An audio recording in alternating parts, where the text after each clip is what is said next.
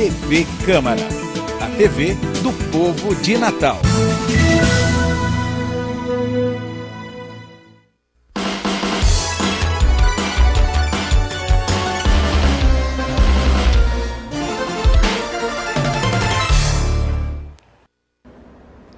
Boa noite. Estamos começando mais um programa Pensando Bem, nesta segunda-feira, 10 de agosto de 2016. Programa ao vivo, aliás, 1º de agosto. Estou querendo acabar com o mês, né, Breno? Nesta segunda-feira nós vamos entrevistar Ricardo Roland, que é consultor de segurança, né? Um assunto bastante pertinente, né? Pelo que a gente está vivenciando aí na capital. E ao meu lado aqui também, Breno Perus, jornalista, colega jornalista, presidente do Sindicato de Jornalistas do Rio Grande do Norte, que vai nos auxiliar aí nessa entrevista. Inicialmente, boa noite, Roland. Boa noite, Pinheiro e Breno. Boa noite, Breno. Boa noite, Pinheiro, e obrigado pelo convite. Um prazer estar aqui, compartilhar com você a apresentação do programa e entrevistar o Dr. Ricardo, que é um cara que conhece bem do assunto. Exatamente. Inicialmente eu perguntaria logo a Roland, o sistema prisional faliu e por quê? Nós não podemos falar que o sistema prisional faliu, né? Não é privilégio do Estado do Rio Grande do Norte ter superpopulação. Superpopulação carcerária é em todo o Brasil, né? Então, e essa superpopulação, ela advém não só do executivo, não são problemas no executivo, né? Não é um problema da estrutura do sistema penitenciário, sistema prisional, é da estrutura como um todo, né? O apenado, ele tem um trâmite do processo. Ele, como preso provisório, ele vai para a instituição penitenciária e, lamentavelmente, o judiciário carece também da estrutura para que possa dar prosseguimento a todo o processo, né, que venha a ser julgado, venha a ser condenado e o cumprimento da pena. Ocorre que muitas vezes o apenado está numa situação de preso provisório, que hoje isso, com as audiências de custódia, já se reduz muito, já se reduziu muito. E ele fica muito tempo para ser julgado, né, para ir a júri popular. Então, isso com a demanda, né, e no cenário atual, né, com o crescimento da violência, a tendência, isso é natural, nós termos um aumento considerável dessa população carcerária, né? Que tudo isso tem um custo, estrutura. Hoje, o ideal para as unidades prisionais é que você tenha no máximo 400 apenados em cada unidade prisional. E você tem um maior controle, né? Você tem... Aqui são quantos? Eu não tenho essa informação, mas eu acredito que a população carcerária de todo o estado do Rio Grande do Norte deva beirar aí mais de 6.000 apenados, né? E não sei... Pelo que eu, hoje, numa entrevista, eu vi que a nossa disponibilidade de vaga no sistema prisional é 50% da população carcerária atual. Então, isso aí, é um complicador para a gestão da unidade prisional, né? Porque chega um momento de que você perde o controle, né? Um número elevado de apenados, a infraestrutura, que é importante que a unidade prisional tenha toda a infraestrutura funcionando, né, para que o apenado cumpra, né, a pena dele de forma correta, adequada, e que essa pena nada mais é do que a imposição do Estado sobre o rompimento de uma lei, né, que ele deixou de cumprir, deixou de fazer, de um crime que cometeu, né? Agora, doutor Ricardo, sem querer interromper o raciocínio do senhor, mas é mais para levá-lo a permanecer, inclusive, dentro do raciocínio, e aproveitando um pouco da pergunta que Pinheiro fez. Eu diria que, quando o Pinheiro se referiu à falência do sistema prisional, eu até interpreto a forma de falência de falar não só a vagas, mas eu diria, como o senhor citou agora, estrutura, e além de falta de infraestrutura dos presídios, um outro ponto importante que deve ser levado em consideração, que é a liberdade que os presos têm dentro das unidades prisionais hoje. Por exemplo, independente do número de vagas, vamos supor que são 400 vagas naquela unidade, mas estão lá apenas 400, só que eles usam telefone celular, eles têm televisão, eles têm rádio. O livre trânsito dentro da unidade e o pior, comandar o crime organizado de dentro da cadeia.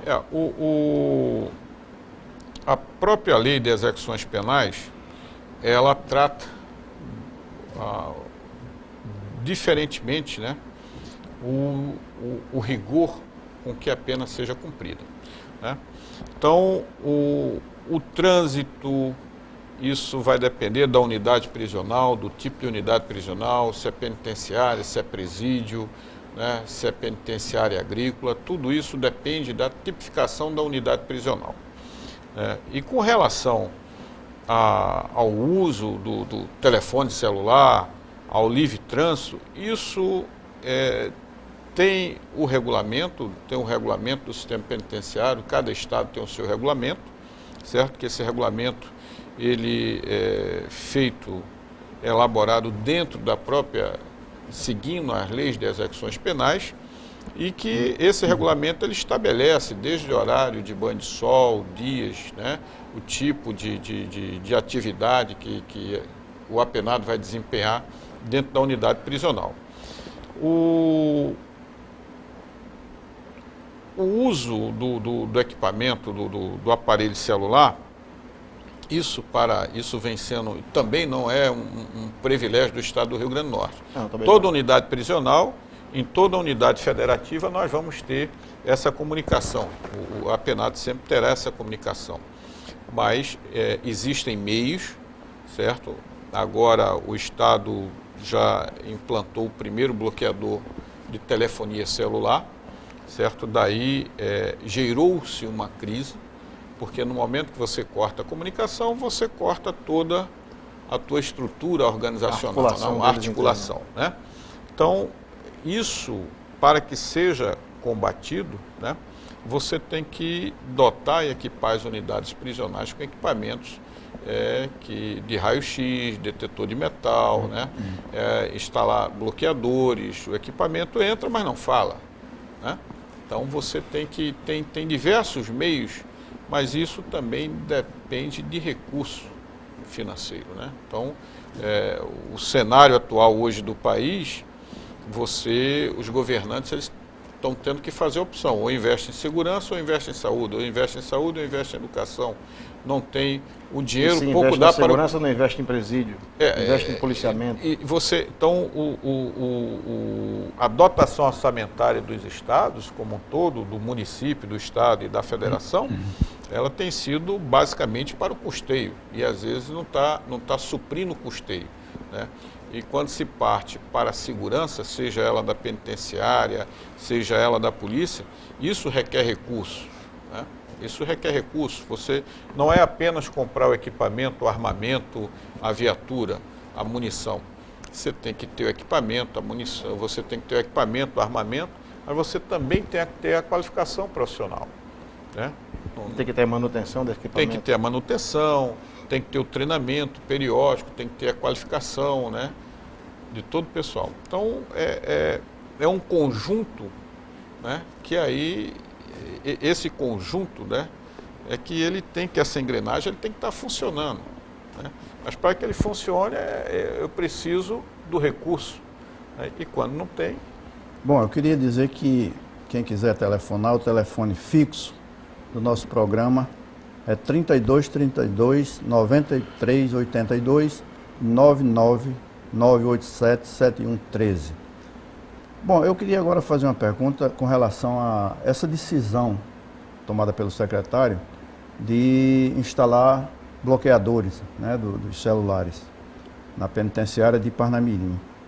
Isso foi uma decisão acertada ou precisava de que fosse feito um planejamento, alguma estratégia diferente? Por exemplo, fazer uma revista no presídio antes e recolher todos os celulares? Não, no momento, a partir do momento, foi uma decisão acertada, uma decisão correta do governo, e que certamente isso será implantado em todas as unidades prisionais. A partir do momento que você implantou o bloqueador, parou as comunicações. Então o fato de você fazer uma revista, recolher todos os possíveis aparelhos que estejam dentro da unidade prisional, tudo isso não faria nenhuma diferença. Mas o anúncio antecipado da decisão também não pode ter prejudicado, de certa forma? Acredito de que não deva ter existido esse anúncio, né? Acredito que isso foi no momento em que foi se implantar, né? Os apenados viram a implantação e certamente anunciaram que seria um bloqueador de comunicação, de radiofrequência de celular. A gente chegou a ver, inclusive, durante esse final de semana aí, nas redes sociais, nós chegamos a ver um vídeo, eu vi esse vídeo, filmado por um próprio preso, da instalação do bloqueador. Acho que o Pinheiro que se referia era isso. Se você faz essa revista antecipada, limpa os presídios, limpa, no caso, o presídio de... Aliás, tem que limpar todos, porque não adianta só limpar o de Parnamirim, se instala só primeiro lá. E eu acho também que a decisão teria que ser de uma vez só para todos os presídios, principais presídios. Eu ouvi hoje uma entrevista do governador, ele falou que a instalação vai seguir um cronograma. Ele não informou qual a sequência, mas todos terão bloqueadores. Certamente essa decisão de iniciar por uma unidade prisional, ela adveio de um planejamento prévio, né, diante da necessidade de bloquear a comunicação daquela unidade prisional, e certamente essa implantação ela segue todo um planejamento estratégico. Mas não era de se esperar uma reação desse tipo e já ter um esquema preventivo para ter evitado essa... As ações, o Estado, no momento em que se desencadeou as primeiras ações, certo? O Estado deu a resposta, né? O que acontece é que quem está do lado de fora, né, a população fica ansiosa, né? Requer uma resposta imediata, né? Mas o Estado deu essa resposta. O grande problema não é que seja... essa resposta, o Estado, a articulação do Estado, a mobilidade do Estado é diferente da mobilidade do crime, do criminoso, né? Então, foi utilizado realmente algumas táticas... Qual a diferença das duas mobilidades? Uma tem que seguir rigorosamente a lei. O criminoso ele já está à margem da lei, Exatamente. Ele não tem compromisso com a lei. Verdade. E quanto à polícia, o Estado, ele tem a obrigação, né, de fazer tudo de acordo com a lei. Muitas vezes limita um certo tipo de ação. Não, nenhuma ação é limitada pela lei, né? A ação, a resposta será adequada a cada situação. O Estado está dando a resposta adequadamente à situação. Então, as ações foram isoladas, mas não se tem uma coordenação. E essas ações, como são ações de guerrilha, né? Nós costumamos falar assim, é uma ação de guerrilha urbana, de terror urbano, e se utilizou-se muito as redes sociais para fazer difusão de algo totalmente inverídico, né? Se vocês acompanharam aí, nós tínhamos informações totalmente inverídicas. Eu estava numa determinada área e recebi um áudio, uma pessoa falando, olha, aconteceu aqui um arrastão, um assalto aos criminosos, que na realidade eu estava na área, né? Nós não tínhamos nenhum tipo de ocorrência. Ok, bom, nós estamos chegando ao final do primeiro bloco do programa Pensando Bem. Vamos fazer uma pausa e logo mais voltaremos. A partir de agora, as sessões da Câmara Municipal de Natal também são transmitidas ao vivo pelo YouTube. É só fazer a busca TV Câmara Natal. nosso sinal também está no canal aberto 51.4, no canal 10 da Cabo e no site www.cnnat.rn.gov.br. Assista, acompanhe o trabalho do Poder Legislativo e as informações sobre nossa cidade, cultura, meio ambiente, esporte e cidadania.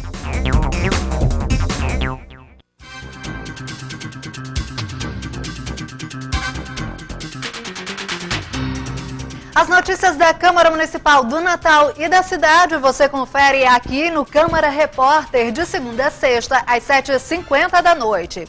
Nossos repórteres estão antenados para levar até você tudo o que acontece na política, economia, saúde, educação, cultura, esporte. E tem mais, a TV Câmara tem um compromisso de divulgar informações de utilidade pública para o cidadão. Não perca a Câmara Repórter, segunda edição, às 7h50 da noite, aqui na TV Câmara. Eu espero você!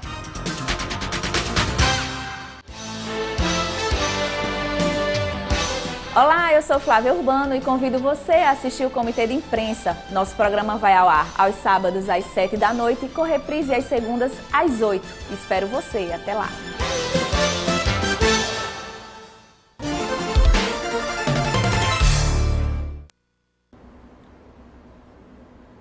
Bom, voltamos com o segundo bloco do nosso programa Pensando Bem. Breno? Doutor Ricardo, como a gente estava falando sobre essa questão da instalação dos bloqueadores, e aqui não vai, pelo menos de minha parte, não vai uma crítica à ação da instalação, que eu vejo inclusive como tardia. Há muitos anos que essa ação já deveria ter sido tomada. E a discussão em torno disso é bem antiga. Aplausos para a medida da instalação do bloqueador. E segundo o próprio governador, agora não há mais como voltar atrás. As instalações elas vão continuar nas outras unidades. E aí eu pergunto, só isso já resolve o problema? O que é que tem que se fazer após? Já se minimiza muito o problema que você corta a articulação, você corta o comando, né? Então, daí certamente já deva existir, né, um plano de contingência, né, um planejamento para que se adote outras medidas, né? Porque as unidades prisionais precisam de reforma na sua estrutura física, né? Só pode se fazer cumprir a lei de execuções penais conforme está previsto quando a unidade prisional tem uma estrutura física que permita o cumprimento dessa lei. Se ela não tem, se ela foi depedrada e tudo isso, isso realmente dificulta o cumprimento da lei. Como você falou anteriormente, os apenados estarem transitando isso é em detrimento de não possuir estrutura física. Certamente esses bloqueadores só vieram a ser instalados agora porque nós vamos nos deparar com aquela situação de recurso, né? Com essa situação de a escassez de recursos, né? Embora tudo que seja implantado na segurança pública e no sistema prisional, o Estado tem que dar a sua contrapartida, mas também isso é custeado pelo governo federal, mas também depende, esse investimento é investimento de médio a longo prazo. Resposta imediata, nós vamos ter numa unidade, e aí sucessivamente. Agora, as ações, as retaliações, essas ações que foram desencadeadas da sexta-feira até ontem,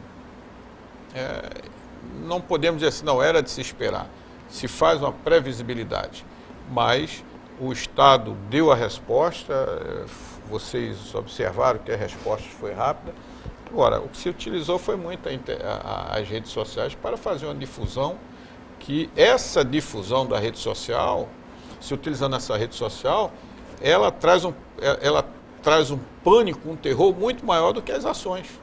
Verdade. Elas se difundem muito mais rápidas, a rede social difunde, né? E inclusive existiram diversas difusões de ações que não existiram, né? Esse é um grande problema. Nós como jornalistas nós temos essa preocupação, nós participamos de grupos de WhatsApp, por exemplo, com muitos jornalistas, e esse foi o tema da discussão o final de semana inteiro praticamente. Essa questão da difusão de informações e a difusão de informações falsas. Então, eu tenho por postura não difundir nenhuma dessas aí, por via das dúvidas. É porque você cria, como o senhor falou, você amplia a sensação Exato. do terror. Você amplia, você dá amplitude a algo. E faz justamente o que os bandidos querem. Aí se alcança o objetivo desejado. Isso. Né? Que é levar o terror, causar o pânico, levar o terror à população. Então a população, na sexta-feira, por volta de 23 horas, 23h40, você não tinha veículo transitando na rua. As pessoas, e isso traz um prejuízo financeiro para o Estado. O Estado deixa de arrecadar, porque fecha o supermercado, o ônibus para, o restaurante, né? O custo que o funcionário terá, o custo que o empresário terá. Os ambulantes. Né? Então, tudo, né? Até as pessoas que estão na economia informal sentem.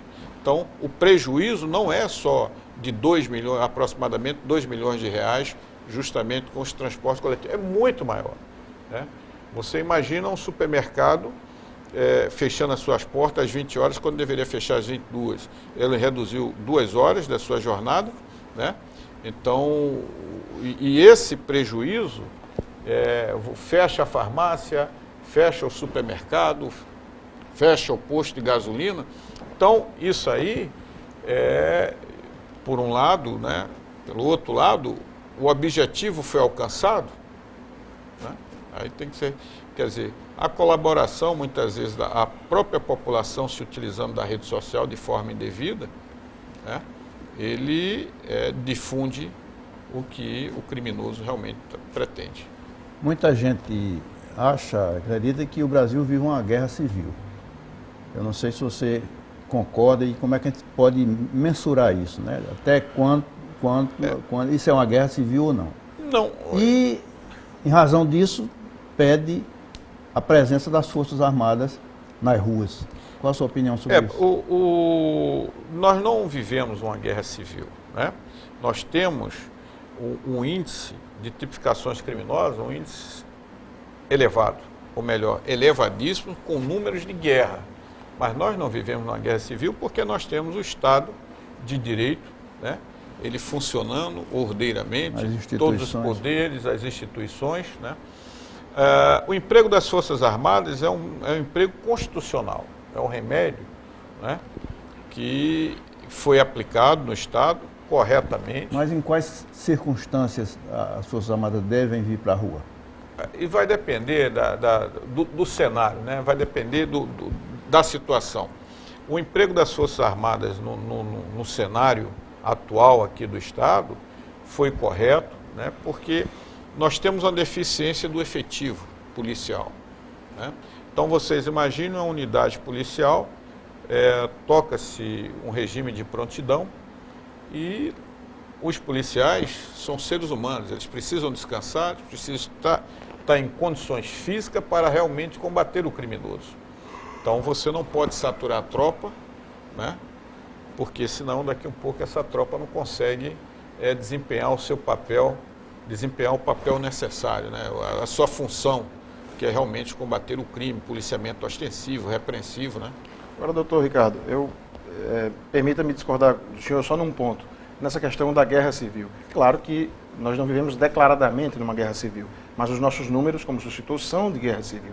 Nós temos... São de guerra, né? Isso, de guerra. Nós temos o número de homicídios por ano no país inteiro, que supera, inclusive, países que estão em guerra. Que estão aqui em no conflito Brasil. há mais de 10 anos. E aí eu pergunto ao senhor, e a gente volta àquele ponto do recurso, que a providência esbarra no recurso. Mas nós há 2 anos tivemos a Copa do Mundo aqui no país e os índices de criminalidade nesses estados, nas cidades onde aconteceram jogos, caiu bastante. Por quê? Forças Armadas, estratégias especiais montadas para essas cidades. E por que essas estratégias não podem ser estendidas? Porque as autoridades, as secretarias de segurança, as polícias, elas sabem onde o crime acontece. Nas periferias, nos guetos. Eles sabem os perfis das pessoas que são vítimas de homicídios, onde essas pessoas moram, o que elas fazem. Não é novidade. Então, se estrategicamente criam-se ações específicas para esses perfis, para esses locais, a gente tem como combater o crime. O que eu acho, na minha opinião, que falta é vontade política e recurso. Não é a vontade política. O que falta, na realidade, é o recurso, né? Nós temos um país de dimensões continentais, né? Nós temos um país que nós sofremos com as desigualdades, né? É um problema social também, né? Recentemente nós tivemos um caso que isso foi até noticiado na mídia nacional e chegou ao ponto de depedrarem uma escola, né? Então, esse problema, a problemática da segurança, ela não é só no emprego, não é só, tem o recurso, tem a política, né? Você prende onde você coloca, você não tem vaga, o que é que você faz? Tem a superlotação, né? Precisa-se muita coisa, precisa ser revisto, né? Não, claro, as razões são lá de trás, né? E aí você vai à educação, a gente vai bater naquelas teclas. Falta emprego, falta esporte, falta educação, falta hospital, falta ocupação para as pessoas. Então, as razões são muito grandes e os campos de atuação são muito... as vertentes são várias. E hoje existe uma sensação, a falsa sensação, né, que não existe punição, né? Que você comete um crime e não será punido. Isso é uma falsa sensação, né? Cometeu o crime é punido, né? Não pode existir também, que se prega muito a inversão, muita gente fala assim, nós estamos vivendo uma inversão de valores. O nosso país mudou, ele mudou tão rápido que nós não nos percebemos ainda. O fato é de que a nossa cultura, né, é aquilo assim, a doutrina não prevê isso, mas está dando certo, continuamos fazendo errado porque está dando certo, né? Você começa na formação. Eu sempre costumo falar isso, quando tem uma festa de aniversário, a criancinha entra lá na fila lá para pegar o doce lá. Ele entrou para pegar, ele chegou, volta e chega na mesa, o pai ou a mãe fala assim, não, pega um outro, né? Então, isso é um problema cultural, de se levar vantagem. Muitas vezes, a segurança não é receita de bolo, embora esteja na doutrina, esteja nos manuais, como proceder e tudo isso, mas nunca é uma receita 2 e 2 são 4, não é receita matemática. Você pode estar conduzindo uma operação, uma ação dentro da doutrina e daí, por questões de segundos, e tudo dá tudo errado, ou o resultado não ser esperado, ou você fazer tudo errado e o resultado ser satisfatório. Quando é que o resultado é satisfatório? Quando é aquele resultado esperado pela opinião pública, por alguém que queira dizer, olha, deu certo, mesmo que faça errado, deu certo? Não, foi errado. Se deu certo, eu não sei porquê, mas foi tudo errado, né? Me parece que existem alguns exemplos aí de privatização de presídios em outros estados brasileiros. Se eu estiver errado, você me corrige. Sim. E a sua opinião com relação a isso? Já existe, né, em unidades da federação, né? Paraná foi o primeiro. O resultado é um resultado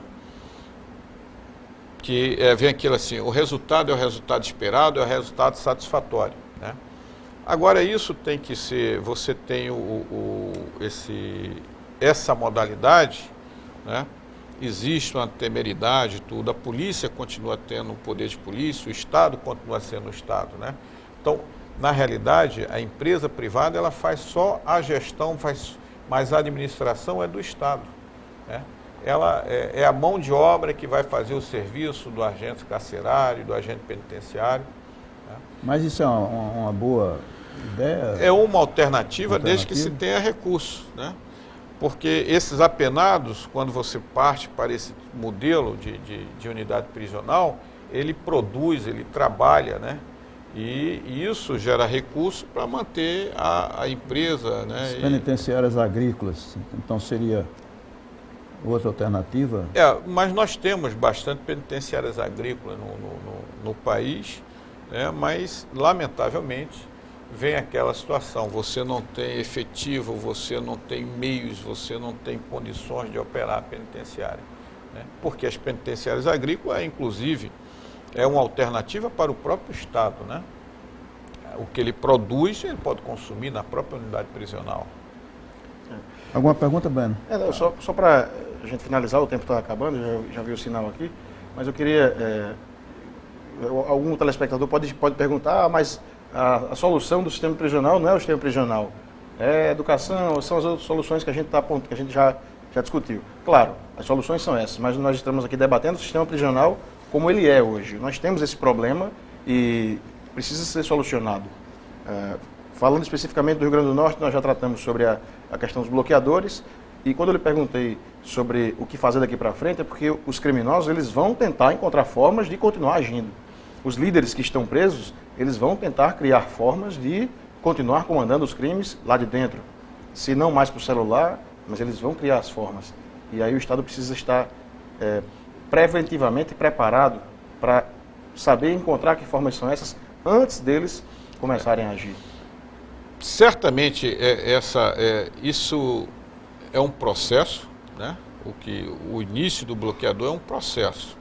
Então você daí, as secretarias de administração penitenciária e a Secretaria de Segurança Pública, certamente ela já tem um planejamento de curto, médio e longo prazo para que se chegue naquele nível satisfatório, né, do cumprimento da pena, do sistema prisional funcionando adequadamente, né?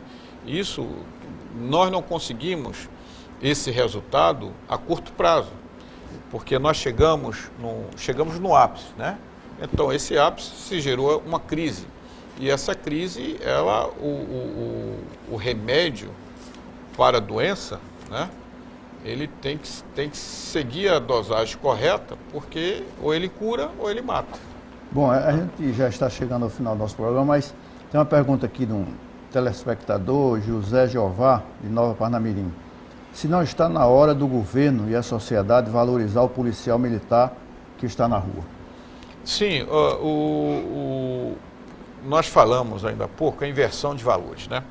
Hoje, se o policial é muito fácil todos tecerem críticas ou comentário quando não estão no teatro de operações, né? Então, quando se faz uma crítica a uma ação policial, normalmente essa pessoa que fez a crítica, ela não está lá, não conhece, é mais apenas um crítico, achando que foi errado. Se o policial agiu de forma errada, ele irá responder como qualquer outro cidadão. A valorização vem da cultura. Nós estamos vendo aí esse processo de desvalorização, de falta de respeito com o policial, isso já vem sendo tratado há mais de 20 anos, né?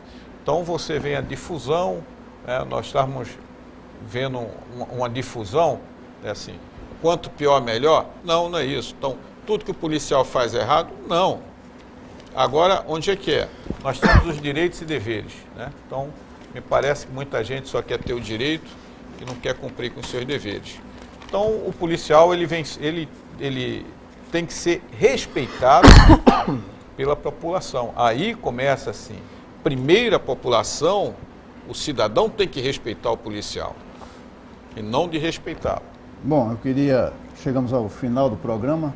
Eu queria agradecer a presença de Ricardo Roland, que foi muito esclarecedor aqui os seus comentários, e ao nosso colega Breno, que é jornalista, amigo nosso, e prestou essa colaboração aqui. Quantas vezes convidar, a gente está aqui. Tá bom, então até segunda-feira. Obrigado a todos. Eu agradeço, uma boa noite a todos. Boa noite.